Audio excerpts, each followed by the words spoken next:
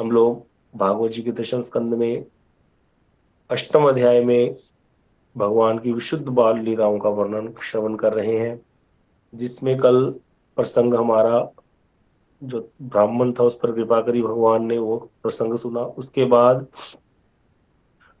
सुखदेव गोस्वामी वर्णन कर रहे हैं ठाकुर जी की माखन चोरी लीला का।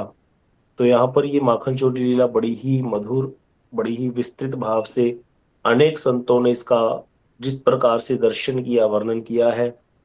भागवत जी में तो मात्र कुछ ही श्लोकों में माखन चोरी लीला का वर्णन है, लेकिन संतों ने, हमारे महाराज जी भी बहुत अच्छे से हमें कथाएं सुनाते हैं कैसे किस प्रकार से माखन चोरी करते हैं भगवान ब्रज में। तो ये माखन चोरी नहीं है, ये तो चित्त चुराना है। जितने भी ये गोपियां हैं, जितने भी इसमें, कई तो नित्य सिद्ध भगवान के परिकर ही हैं, और कुछ साधन सिद्ध जो है, श्रुतियां वेदों की, जिन्होंने अवतार लेकर के गोपियों के रूप में जन्म ग्रहण किया है, उन सब की इच्छाओं को पूरा कर रहे हैं भगवान। तो यहाँ पर भगवान माखन चोरी ना करके चित्त को चुरा रहे हैं। इसीलिए यहाँ पर एक हमारे अष्टकम भी गाते हैं चौर अग्रगण्य में, उसमें कहते हैं ब्रजे प्रसिद्धम नवनीत चोरम गोपांगनानां च दुकूल चोरम अनेक जन्मार्जित पाप चोरम चोराग्रगण्यम पुरुषम नमामि। क्या ब्रज में चोर बड़ा प्रसिद्ध है? बोले ब्रजे प्रसिद्धम नवनीत चोर, कहते तो उसको माखन चोर है, लेकिन वो माखन चोर नहीं है। माखन चोर तो एक बहाना है। ब्रजे प्रसिद्धम नवनीत चोरम गोपांगना नाम तो चोर, वो गोपियों के चीर चुराता है, वस्त्र चुराता है। अनेक जन्म अर्जित पाप चोरम, अनेक जन्मों के अर्जित हमारे जो पाप हैं साधकों के, उनको चुरा लेता है। तो ऐसे है ये चोर। आगे कहते हैं यदि ये नामापि हरत्य शेषम गिरि प्रसारानपि पाप राशि आश्चर्य रूप ननु चोर दिख दृष्ट श्रुतोवा नामया कदापि। कहते जिनका नाम मात्र क्या करता है, जिनके नाम का आभास मात्र, भगवान के नाम का आभास, शुद्ध नाम नहीं, नाम का आभास क्या करता है, बहुत बड़े पापों की राशि को नाश करके रख देता है। ऐसा चोर आज तक भी सुना है कि जिसके नाम की इतनी महिमा हो? ऐसे बड़े ही सुंदर इस जो पूरा अष्टक है, इसमें लाइन है बहुत सुंदर। गाया कीजिए इस मंथ में, तो जरूर गाना चाहिए। और अगर गन्ने अष्टकम तो आप सबके पास होगा ही, मुझे लगता है, संभवतः इसको जरूर गाया कीजिए, बड़ा ही सुंदर है। एक जिनको पंजाबी समझ में आती होगी तो मैं आपको बताऊंगा, एक बहुत बड़े कविचर हुए हैं पंजाबी में, हमारे वहाँ अभी भी हैं वो। तो उन्होंने तो बहुत ही सुंदर कीर्तन भी गाया है सुदामा लीला में भगवान की। जब सुदामा भगवान के पास, पहले जब सुदामा क्या थे, ठाकुर जी की मित्रता हुई है, जब ठाकुर जी वहां गए हैं सांदीपनि मुनि के आश्रम में पढ़ने के लिए, तो वहाँ सुदामा मित्र जो है, वो वहाँ वो भी पढ़ने आए थे वहां सांदीपनि मुनि के आश्रम में। वहां कृष्ण ने उनको दोस्ती का हाथ बढ़ाया था, मित्रता का हाथ बढ़ाया था। जब का हाथ बढ़ाया कृष्ण ने, तो सुदामा जो है वो कहने लगे आप तो बड़े राजा के पुत्र हो, वही वसुदेव जी के पुत्र हो, उस समय तो वसुदेव पुत्र के रूप में विख्यात है, और मैं जो हूँ बहुत ही गरीब हूँ। दोस्ती जो है बराबर वालों में ही निभती है, लेकिन आपने अपनी तरफ से हाथ बढ़ाया है, लेकिन मैं इसको स्वीकार कैसे करूं? तो भगवान ने कहा था कि तुम चिंता मत करो, हाँ मैं जो है तुम्हारी मित्रता जरूर निभाऊंगा। तो वहां पर ठाकुर जी जो है इतना प्रेम करते हैं, प्रेम का आदान प्रदान करते हैं सुदामा के साथ, कि अंत में जब पढ़ाई करके पूरी करके जाने लगे हैं, वापिस जाने लगे हैं, सुदामा अपने घर को जाने लगे, ये अपने घर को, तो वहां पर ठाकुर जी ऐसी बात करते हैं सुदामा के साथ, मोहिनी बातें ऐसी अपनी मोहिनी डाल देते हैं कि सुदामा का मन नहीं कर रहा घर जाने को। उसका मन क्या कर रहा है, मैं कृष्ण के साथ ही चला जाऊं। तो वहां बलदेव जी कृष्ण की बातों को समझ लेते हैं। तो वो जो संत, जो व्यक्ति हैं जो भजन गा रहे हैं, वो कविश्वर जो है पंजाबी में, वो उसमें इस भाव को गा रहे हैं, सुदामा को समझा रहे हैं कि ये माखन चोर नहीं है, ये चित्त चोर है, ये चित्त चुरा लेता है। तुम इसकी बातों में मत आ जाना, अपना विवाह इत्यादि कराना, घर बार बनाना, तुम तो चोटी के पंडित हो, कथा किया करना, घर बार चलाना अपना। इसके पीछे लग के पता नहीं कितनों ने अपने घर उजाड़ लिए। तो बड़ा ही सुंदर भाव से वो कीर्तन करते हैं, ये चित्त चुरांदा जेड़ा ने लांदा ओनू बरगांदा। बहुत सुंदर पंजाबी में भजन है, जिसको पंजाबी आती होगी हम आपको लिंक भेज देंगे, मैं आपको वो पूरी और सुदामा लीला उन्होंने वर्णन की है। तो उसमें एक जगह पर जाके वो कीर्तन है, वो मैं कीर्तन आपको बता दूंगा कितने मिनट पे है, आप उसको सुन सकते हैं। बड़ा ही सुंदर है, बड़ा भावपूर्ण हृदय से गाया गया उस कीर्तन को। जिसको पंजाबी समझ में आती है, जिसको समझ में नहीं भी आती ना पंजाबी, वो भी सुनेगा तो उसके भी अश्रु आ जाएगी, इतने भाव से गाया गया है। तो ये ठाकुर जी की जो माखन चोरी लीला है, ये छोटी मोटी या साधारण सी बात नहीं है कि माखन चोरी लीला सुन ली भैया, माखन चुराते हैं भगवान। भगवान माखन नहीं चुरा रहे, भगवान सब कुछ ही चुरा लेके जाएंगे। हमारा हमारा चित्त, हमारा मन, हमारे प्राण, हमारी इंद्रियां, जितना हम संसार में ये सब चीजों के कारण व्याकुल है, रूप के कारण व्याकुल है। कोई रूप देख लेता है, बार बार उसका चिंतन होता है। कोई रस का आस्वादन कर लिया, बार बार उस रस का आस्वादन करने का मन करता है। कान में कोई शब्द चला गया, जड़ शब्द चला गया, उसको सुनने का मन करता है, वही गाने सुनने का मन करता है। लेकिन जब ये ठाकुर जी की मधुर वंशी कानों में चली जाएगी, ठाकुर जी का जो अधरामृत है, जिसको वो ठाकुर जी का भोग भुक्त प्रसादम जिसको एक बार मिल गया, और जिसको ठाकुर जी के रूप का दर्शन का लोभ हो गया, तो जितने भी ये रूप रस शब्द गंध जिसमें हम उलझे हुए हैं संसार के, बस फिर वो सब छूट जाएगा। इसलिए कहा गया ये माखन चोर नहीं है, ये तो चित्त चोर हैं। सब कुछ चुरा लेते हैं, सब कुछ चुरा लेते हैं। ऐसी है कृष्ण भक्ति की महिमा। तो इसीलिए यहाँ पर गोपियां जो हैं, अब यहाँ पर जब कृष्ण माखन चुराने लगे हैं, घर घर जाकर माखन चुराने लगे भगवान, तो जैसे ही चलने फिरने लगे हैं, अपने जैसे ही टोल बना लिया, अपने जैसे ही बालकों के साथ माखन चुराने लगे हैं, घर घर जाकर माखन चुराते हैं। और गोपियां बड़ी ही परेशान हैं। रोज क्या सोचती हैं, अरे देखो मनोभाव कैसा है। श्री सुखदेव गोस्वामी वर्णन करते हैं कि यदि कोई चंचल बालक किसी के घर में जाकर सामान इधर उधर फेंक दे, उसको बिगाड़ दे, तो गृहस्थ का मनोभाव कैसा होगा। हाँ, यह हम समझ सकते हैं। लेकिन गोपियों की जो गोकुल की रमणीय, उनकी स्थिति बड़ी विपरीत है। भाई साधारणतः कोई किसी के घर में जाकर बच्चा थोड़ा सा भी सामान हिला देता है ना, चाहे वो उनके माता पिता के उसके कारण ना कहें कुछ, लेकिन मन तो खराब हो जाता है अगले का। लेकिन यहाँ कहते गोपियों की ऐसी स्थिति नहीं है। यद्यपि जब नंदनंदन उनके घर में चोरी करते हैं, घर को बिखेर देते हैं, दूध दही के बर्तनों को तोड़फोड़ कर देते हैं, गोकुल की रमणीय क्या कहती हैं, अरे इस चंचल बालक के उत्पात से तो हमारा गोकुल में वास करना ही दुर्भर हो गया है, असंभव हो गया है। जाकर के अभी यशोदा को शिकायत करेंगी, या तो तुम अपने लाला को लेकर के यहाँ रख लो, या हम यहाँ से चली जाती है, क्योंकि और तो कुछ साधन ही नहीं है यहाँ पे, ये तो रहने ही नहीं देता हमारे घरों में हमको। लेकिन साथ ही साथ कहते क्या होता है, दोबारा वैसे ही दही को, दूध को, मक्खन को सजा करके रख देती हैं घर में। और बार बार किसी दिन नंदनंदन नहीं आते, तो बार बार रास्ता निहारती हैं, आया नहीं, अभी तक आया ही नहीं, कहाँ रह गया, आया ही नहीं। तो ये है गोपियों के मनोभाव यहाँ पर। इसलिए ये नंदनंदन की जो चंचलता है, ये साधारण नहीं है भैया। इसीलिए श्री चैतन्य चरितामृत में श्री कृष्णदास कविराज गोस्वामी कहते हैं, ए प्रेम आस्वादन तप्त इक्षु श्रवण। कहते हैं ये प्रेम का आस्वादन कैसा है, जैसे कोई क्या करेगा, तप्त इक्षु, कोई गर्म गन्ने को चूसे खाए, है ना। गन्ना क्या है, गर्म है, मतलब गर्म गन्ने को तो खाना आसान नहीं है भैया। लेकिन उसका जो रस है, वो उसका आस्वादन पड़ गया, तो उसको भी लेने की इच्छा हो रही है। मुख ज्वले ना जाए तेजन, मुख तो जलता है लेकिन छोड़ा नहीं जाता। से ही प्रेम जार मने, तार विक्रम से ही जाने, विषामृते एकत्र मिलन। कहते ये प्रेम का स्वादन ऐसा है क्योंकि यहाँ विरह भी है कृष्ण से और मिलन भी है। इसका ये विष और अमृत जैसा है। विष कब है, जब मिलन नहीं होता कृष्ण से, कृष्ण दर्शन लालसा के कारण व्याकुल है कि कृष्ण अब तक आए क्यों नहीं, कृष्ण अब तक आए क्यों नहीं। मैंने तो माखन सजा करके भी रख दिया है नाथ, अब तो आ जाओ। और लेकिन जब आता है, तो फिर वो जब ऊधम मचाता है, तो फिर क्रोध भी करती है गोपियां, और बहुत प्रकार से शिकायत करने भी जाती हैं। तो इसके बड़े सुंदर भाव वर्णन किए सुखदेव गोस्वामी जी ने। श्री विष्णु चक्रवर्तीपाद जी कहते हैं, हर वक्त गोपियां जो है बार बार रोज यशोदा जी को शिकायत करने जाती हैं, तेरे लाला ने दुर्गत कर दिया जीना हमारा, हमारे मटके फोड़ देता है, इतने पुराने पुराने मटके। आचार्यों ने टीका की है, कृष्ण जो है पुराने पुराने मटकों को फोड़ रहे हैं गोपियों के, क्यों। कहते इनकी मटकों में आसक्ति हो गई थी, भगवान किसी प्रकार की आसक्ति को तो रहने नहीं देते। एक संत लिखते हैं कि इतने पुराने पुराने मटके थे, कोई कहती है तो मेरी दादी सास का है मटका, कोई कहती है ये तो मेरी जो सास है उसकी भी सास का मटका है मेरे पास, इतने पुराने पुराने मटके संभाल करके रखे हैं। और इसीलिए वो बड़ी इतरा इतरा करके चलती है और मटकों की बातें करती करती जाती है। अब कृष्ण ने देखा, अरे ये तो मटकों में ही उलझी पड़ी है, और मटके ही तोड़ दिए भगवान ने, वो वाले पुराने पुराने उनके। कितने ही भावों का वर्णन किया है एक एक लीला के प्रति संतों ने। और भगवान किसी प्रकार की आसक्ति को रहने नहीं देते। सारी आसक्ति कहाँ चाहते हैं भगवान? कहते मुझ में कर लो सारी आसक्ति, तब जाकर के कृपा करूंगा। इतना भगवान, इतना सा भी हमारे अंदर अहंकार, इतना सा भी कोई और भाव नहीं रहने देंगे। जब इतना हमारा प्रेम हो जाएगा कृष्ण के साथ, तब जाकर के हमको प्राप्ति होगी। हम तो सारा दिन क्या है, आधे घंटे की कथा है या जितना भी नाम जप करते हैं, सारा ध्यान कहाँ रहता है? संसार में ही तो रहता है।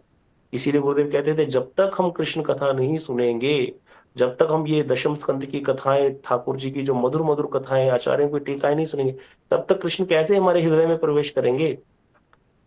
नाम जप करना बहुत अच्छा है, इस ये तो सबसे बड़ा साधन तो नाम जप ही है कलयुग में, लेकिन उसके साथ साथ कृष्ण कथा श्रवण करना बहुत ज्यादा जरूरी है। तभी नाम जप करते करते अपने आप कृष्ण कथा का स्मरण होगा हमें। अगर हम सारा दिन विषयों में ही लगे रहेंगे, विषय वार्ता में, और नाम जप करेंगे फिर उस समय, तो वो विषय वार्ता ही का चिंतन तो होगा, और क्या होगा। इसीलिए कृष्ण कथा बहुत ही ज्यादा जरूरी है सुननी, और बहुत ही कल्याण करने वाली है। अब यहाँ बता रहे हैं कि गोपियां जो हैं वो आस्वादन करती हैं कृष्ण की इस परम चंचलता पूर्वक जो वात्सल्य रस की लीला का, आनंद में विभोर हो जाती हैं। और एक साथ जाकर के कृष्ण ने, कहते क्या करते थे, सारी गोकुल में जाकर के इस चांचल्य का प्रकाश किया है। किसके घर में किस प्रकार से माखन चोरी हुई है, किसके कितने मटके फोड़े हैं, ये सब चर्चा आपस में गोपियां मिलकर के करती हैं। अब सारा दिन इनका किस में जाता है? कृष्ण की बातों में ही जाता है। किसके घर में कैसे चोरी की कृष्ण ने, किसका मटका कैसे फोड़ा। और फिर सब इकट्ठी होकर के यशोदा को जाकर के चंचलता बताने के लिए उसके बालक की उसके घर चली जाती हैं। अब यहाँ पर कुछ कारण बताए श्री विष्णु चक्रवर्ती जी ने कि वही गोपियां नंदालय में क्यों जाती हैं। तो पहला कारण बताया कि यहाँ पर कृष्ण उनके घर में आके माखन खा गए। हाँ, लेकिन अब वो माखन खाने थोड़ी आए थे, वो तो चित्त चुराने आए थे उसका। अब चित्त उसका चोरी हो गया, बेचारी अपने चित्त को लेने आई है। कहाँ पर? नंदालय में। अरे मेरा चित्त चुरा कर ले गया, कहाँ है वो? अब जाएगी कैसे नंदालय में? यशोदा पूछेगी नहीं, तू रोज ही आ जाती है। ऐसे कोई किसी के घर रो रो जाने लगे तो फिर बड़ा मुश्किल हो जाता है। तो इसीलिए बहाना लेकर के जा रही है शिकायत का, कि शिकायत करूंगी यशोदा को। ज, अंदर हृदय में वासना क्या है? कृष्ण दर्शन लालसा, कृष्ण का दर्शन हो जाएगा इस बहाने, इसीलिए जा रही है। दूसरा कारण कि विष्णु चक्रवर्ती बात जी कहते हैं, भाई इन सब में सबसे परम सौभाग्यवती गोपी कौन है? ये जो वात्सल्य रस का स्वादन करने वाली हैं, इनमें सबसे परम सौभाग्यवती गोपी है यशोदा देवी, जिसने सारे यश, संसार को यश प्रदान किया। सारे संसार को यश देने वाली यशोदा मैया। अगर यशोदा मैया ना होती तो हम लोग ये कथाएं सुनते? उसके गोद में तो लाला आए, उसके घर, उसने तो गर्भ में धारण किया कृष्ण को। इसीलिए तिलक विष्णु चक्रवर्ती बात जी कहते हैं कृष्ण अपने घर में तो चोरी नहीं करते, हाँ, दूसरों के घरों में चोरी करते हैं। लेकिन वो चोरी लीला भगवान की तो बड़ी ही मधुर है। अभी आगे सुनेंगे किस प्रकार से ठाकुर जी कैसी कैसी बातें करते हैं। इतनी चटुलता पूर्वक बातें करते हैं, इतनी चाटुकरी है बातों में भी कि मुग्ध हो जाए कोई भी। लेकिन वो सारा स्वादन तो गोपियां कर रही हैं, यशोदा मैया को तो सुनने को नहीं मिलता। तो यशोदा को भी उस आनंद का स्वादन प्रदान करने के लिए गोपियां नंदालय में जाती हैं, ताकि यशोदा भी अपने पुत्र की ये सुंदर सुंदर बाल लीला को आस्वादन कर सके। जितनी देर तक कृष्ण घर में रहते हैं उतनी देर तक यशोदा मैया कृष्ण की बाल लीला का आस्वादन करती है, लेकिन जब घर से बाहर चले जाते हैं तो यशोदा मैया थोड़ी साथ साथ चली जाती है। तो उनको उन सारी बातों को बताने के लिए भी यहाँ पर गोपियां नंदालय में आ रही हैं। इसीलिए कहते हैं सारी गोपियां आती हैं यहाँ पर नंदालय में।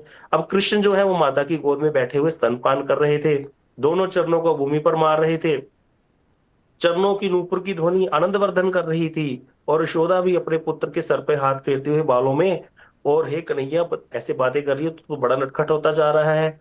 और कृष्ण जो है उछल उछल करके मृद मृद हंस रहे हैं, यशोदा की गोद में खेल रहे हैं। उसी समय जो है, जो गोपियां यहाँ आकर यशोदा जी को घेर करके बैठ गई हैं, और यशोदा नंदन की तरफ देखने लगी। अरे ये देखो कैसे भोला भाला बन के, साधु बन करके बैठा है गोद में माँ की।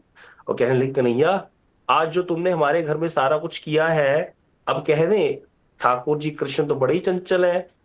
एकदम से माता के वक्षस्थल में जाकर के आंचल में मुंह छुपाकर चुपचाप बैठ गए, जैसे कुछ हुआ ही नहीं। और गोपियों की तरफ ऐसे देखने लगे कि देखते हैं क्या बात करती हैं। अब गोपी कहने लगी, यशोदे तुम्हारा बालक हमारे घरों में बड़ा ही उपद्रव मचाता है। अरे इतनी कम उम्र में इतनी चंचलता और इतनी चोरी की विद्या, इतना प्रवीण, हम तो ये सोच ही नहीं सकती कि इसने सारी बातें सीखी कहाँ से। कहती अब सुनो तुम्हारा पुत्र क्या करता है। हमारे घरों में माखन चुराने के लिए जब प्रवेश करता है तो अज्ञात रूप में कौन कहाँ है सब जान जाता है। जैसे घर में बूढ़े बड़े भी होते हैं, ये तो नहीं है कि भाई अकेली गोपी ही है, लेकिन उसको सब पता रहता है कि बूढ़ा कहाँ सो रहा है उसकी खाट कहाँ लगी है, कि मक्खन कहाँ पे रखा हुआ है। ये सारी जानकारी लेना कहते हैं इसीलिए बड़ा आसान है। क्यों? क्योंकि जितने हमारे बच्चे हैं वो सारे इसके साथ मिल गए हैं, सारे एक साथ हो गए हैं, ये एक चंडाल चौकड़ी बन गई है पूरी।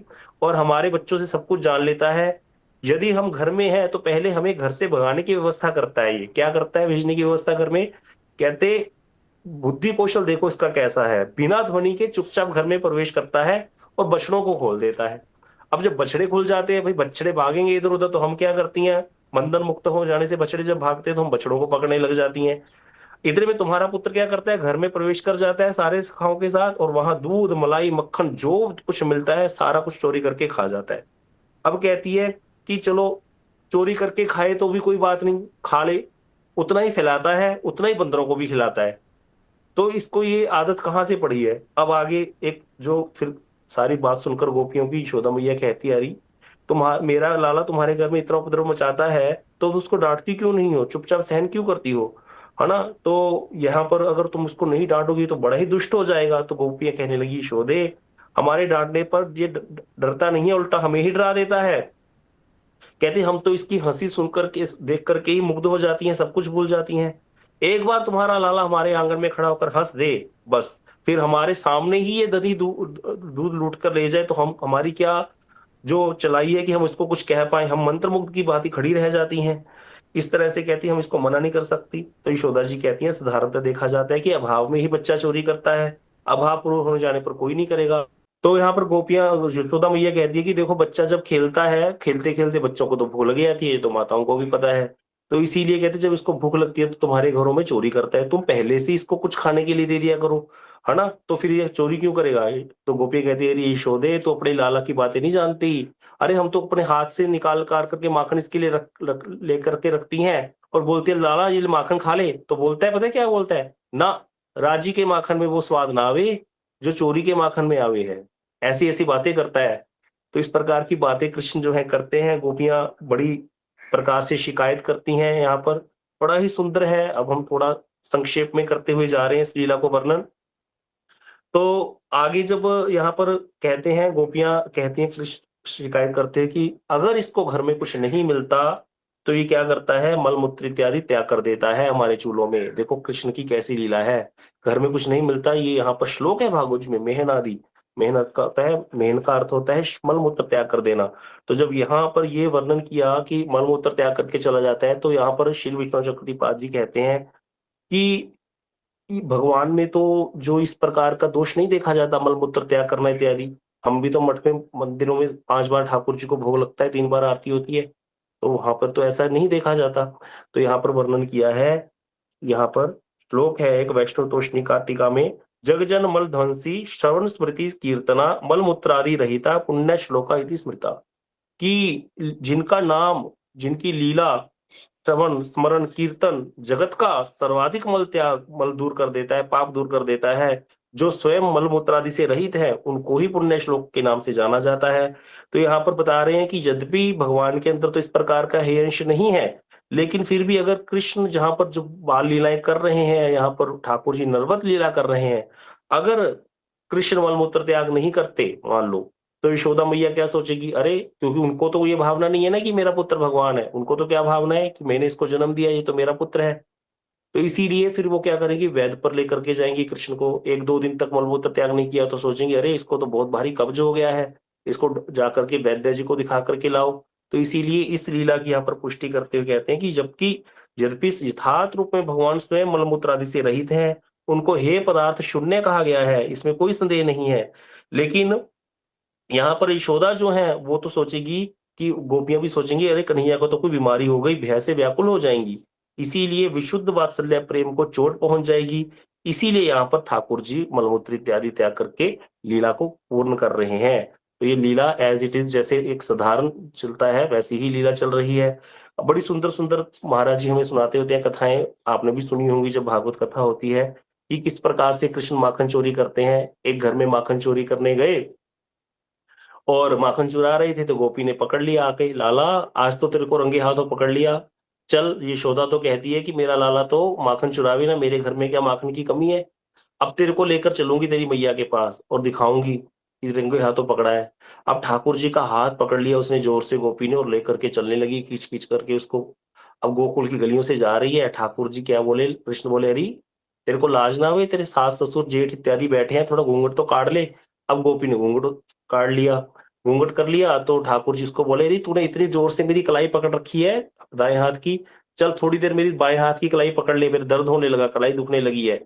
हैं? तो उसने कहा ठीक है, अब उसने कलाई छोड़ी जैसे ही ठाकुर जी ने उसके ही बेटे की कलाई उसको पकड़ा दी और स्वयं चले गए जाकर के अपने घर में नंदालय में। अब जाकर के जो है उसी की शिकायत करने लगे, मैया वो गोपी मुझे बार-बार सपने में दिखती है। तो यशोदा मैया कहती वो तो है ही कल हुई ऐसी उस तू लाला यहाँ आ मेरी गोद में और तेरे को माखन खिलाती हूँ। अब कृष्ण जो है यशोदा मैया के पास खड़े हैं और वो दूर से ही बोलती आ रही है, अरे यशोदे देख तेरे लाला को पकड़ ले आई देख, तू तो कहती थी मेरे घर में क्या माखन की कमी है।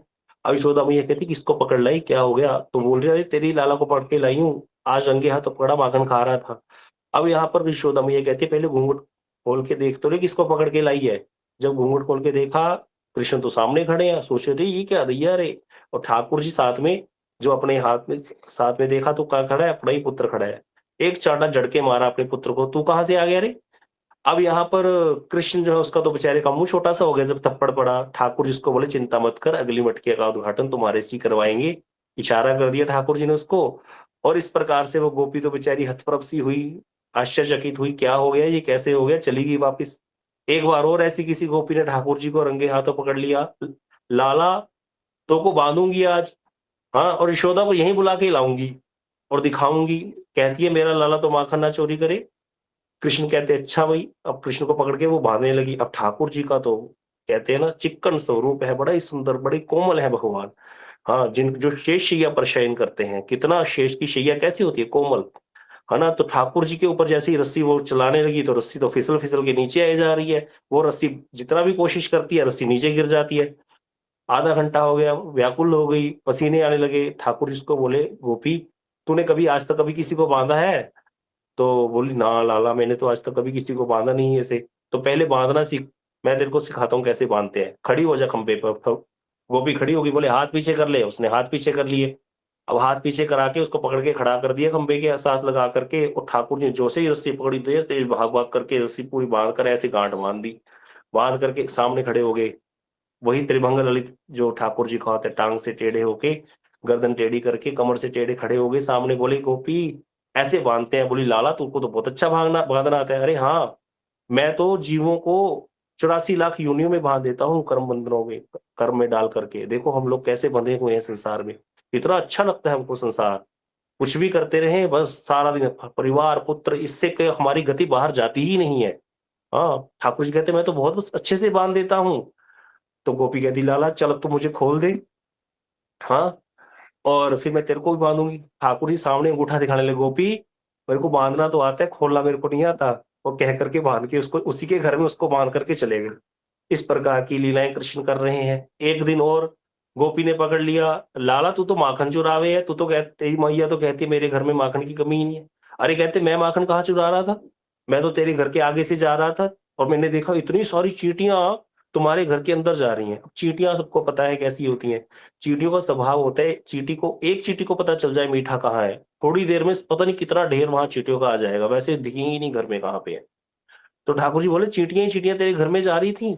मैंने तो सोचा पता नहीं क्या नुकसान कर देंगी, इसीलिए मैं अंदर आकर देखा, तो देखा कि चींटियाँ तो माखन के मटके पर चढ़ रही हैं।" "अच्छा लाला।" तो कहते, "मैं तो चींटियों को हटा रहा था माखन मटके से, नहीं तो तेरा सारा माखन खराब हो जाता, चींटियाँ माखन में घुस जाती।" "अच्छा लाला।" बोली, "तेरे ये हाथ पे माखन कैसे लग गयो फिर? तू तो चींटियाँ हटा रहा था ना, मक्खन तो हाथ में नहीं लगना चाहिए।" "अरे हाँ।" तो कहते, "क्या हुआ कि कुछ चींटियाँ जो है चढ़ते-चढ़ते जो है ऊपर तक चढ़ गई थीं। मटके के ऊपर जो मुँह होता है और वहाँ पर माखन लगा हुआ था, जब वहाँ से हटा रहा तो कुछ हाथ पे भी लग गया मेरे माखन, इतनी बात करती है। तो कृष्ण जब ने ऐसे बोला तो गोपी कहती, "लाला तू तो बड़ा झूठ बोलता है। अरे तेरे मुख में भी तो माखन लग रहा है, तेरे होठों पे भी माखन लग रहा है ना?" तो कृष्ण कहते कि जब मैं चींटियों को हटा रहा था, कुछ चींटियाँ मेरे पैरों के से होते हुए, यहाँ से होते हुए मेरे ऊपर भी चढ़ गईं। ऐसे तो होता है, देखा भी होगा सबने, चींटियाँ जब बहुत ज़्यादा होती हैं, चढ़ जाती हैं। तो मेरे ऊपर चढ़ गई चींटियाँ, मेरे मोहड़े पे आने लगी, तो मैं मुखड़े से अपने हटा रहा था चींटियाँ, तो माखन मेरे हाथ पे लगा हुआ था, इसलिए मेरे मोहड़े पे लग गया माखन। इतनी बात करती है। तो कृष्ण तो गोपी बोली, लाला तेरे मुख में भी तो माखन है, मुख में भी चींटी चली गई थी तेरे। कहते अब गोपी थोड़ा सा माखन मेरे मुंह पे भी लग गया था उस समय, अब तू तो जानती है माखन का स्वाद कितना बढ़िया हो गया है, अब फिर मैंने माखन थोड़ा चख लियो, तो इतनी बड़ी क्या बात होगी, ये समझ ले आज एक जजमान को जिमा दियो, अब जरा दक्षिणा दे दे, ज्यादा बात मत कर। ऐसे करके ठाकुर जी जो है वहां से बात करते हुए चले गए। तो इस प्रकार से बड़ी ही सुंदर बाल लीलाएं हैं यहाँ कृष्ण की, माखन चोरी की। कलयुग में भी भगवान ने ये लीलाएं प्रकट की हैं। एक बात याद आ गई, कथाएं तो बहुत हैं। चतुर्भुज दास नाम के एक संत हुए हैं, कुंभन दास जी के पुत्र, वल्लभ संप्रदाय में अष्टछाप के कवि, जैसे हमारी संप्रदाय में षड गोस्वामी पाद हुए हैं, जिन्होंने ये ब्रज के रस को प्रकट किया, ब्रज भूमि की लीला स्थलियों को प्रकट किया, सारा हमें भक्ति ग्रंथ दिए हैं। इसी प्रकार वल्लभ संप्रदाय, जिसको श्री विष्णु स्वामी संप्रदाय भी बोलते हैं, रुद्र संप्रदाय भी बोलते हैं, उसी में श्री वल्लभाचार्य जी का आविर्भाव हुआ है। ये माता यशोदा के ही अवतार हैं। उसी संप्रदाय में चार संत हुए वल्लभाचार्य जी के शिष्य, चार संत हुए इनके पुत्र श्री गोसाई विठलनाथ जी के शिष्य। उनमें कुम्मन दास जी हुए वल्लभाचार्य जी के शिष्य, उनके पुत्र चतुर्भुज दास जी हुए श्री गोसाई विठलनाथ जी के शिष्य। चतुर्भुज दास जी को एक दिन कृष्ण बोले, जितनी भी द्वापर की लीलाएं भगवान ने कलयुग में प्रकट करी हैं, 300 साल पहले की बात है, गिरिराज जी में श्रीनाथ जी विराजते थे, जिनको माधवेंद्रपुरी पाद जी ने प्रकट किया था। बाद में ये सेवा चली गई थी वल्लभ संप्रदाय में। आज भी श्रीनाथ जी नाथ द्वारा में विराज रहे हैं, जिन्होंने दर्शन किए होंगे नाथ द्वारा उदयपुर के पास।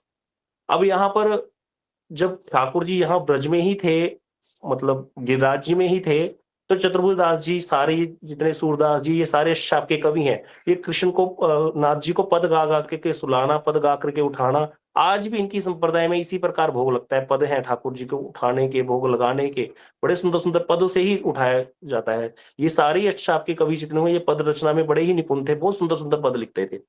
तो चतुर्भुज दास जी को एक दिन कृष्ण बोले, ए कुंभना के, कुंभन के अर्थात कुंभन के पुत्र हैं कुंभन दास जी के, अरे तेरे को मल्ल क्रीड़ा आवे है। मल्ल क्रीड़ा समझते हो, जैसे ताल ठोक के मल्ल युद्ध करते हैं, ब्रज में तो बहुत होता है, यहाँ पर है ऐसे मल्ल वो। तो पहले तो बहुत अखाड़े थे ब्रज में। तो ठाकुर जी बोले मल्ल क्रीड़ा आवे है, तो चतुर्भुज जी कहते, ना नाथ जी हमको तो कुछ ना आवे, जैसे हम तो बचपन से ही भजन में लग गए, अब जो बचपन में भजन में लग जाए वो जिम जिम थोड़ी जाता है। तो कहते मैं तो ऐसे ही रह गया, चलो कहते आज तेरे को मल्ल मल्ल बनाऊं मैं। ठाकुर जी उसको लेकर के श्रीनाथ जी चले गए किसी घर में चोरी करने। ये 300 साल पुरानी बात है। तो यहाँ पर किसी घर में, ब्रजवासी के घर में चोरी करने चले गए। अब चतुर्भुज दास जी को तो बना दिया घोड़ा, और स्वयं ठाकुर जी ऊपर चढ़ गए और माखन चुराने लगे। माखन चुरा करके खाने लगे। उसने कहा हमको भी दो, हिलने लगा वो घोड़ा बना हुआ चतुर्भुज दास। तो ठाकुर जी ने दो भुजा और प्रकट कर दी अपनी, है ना, चार भुजा वाले बन गए, चार भुजानाथ। दो ऊपर हैं, जिस एक हाथ से माखन का पटका पड़ा हुआ, एक हाथ से खा रहे थे, दो भुजा नीचे पकड़ प्रकट करके नीचे भी, उन दो भुजाओं से नीचे भी देने लगे चतुर्भुज दास जी को खाने के लिए। तो इस तरह से इतने में घर का स्वामी आ गया। अब ठाकुर जी तो भाग निकले, ये तो पूरे पुराने प्रवीण हैं, पुराना चोर हो भाई, उनको तो सब पता है कैसे निकलना है। चतुर्भुज जी तो नए नए, उनको कुछ पता ही नहीं, बेचारे फंस गए। घर वालों ने बहुत पीटा उनको, तो कोई ठाकुर वाकुर दिखाई नहीं दिया। उनको तो यही दिखाई दिया कि यही घुस गया घर में।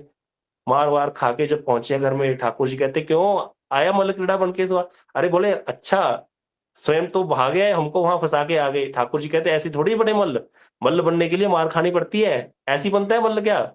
इतनी सुंदर सुंदर लीलाएं हुई हैं। अभी हम आगे गोवर्धन लीला में जब प्रवेश करेंगे, ठाकुर जी की जब दशम स्कंद में आएंगे आगे, तो ये सारी कथाएं हम गोवर्धन जी में, मानसिक गोवर्धन आपका यात्रा होगी, दर्शन होगा।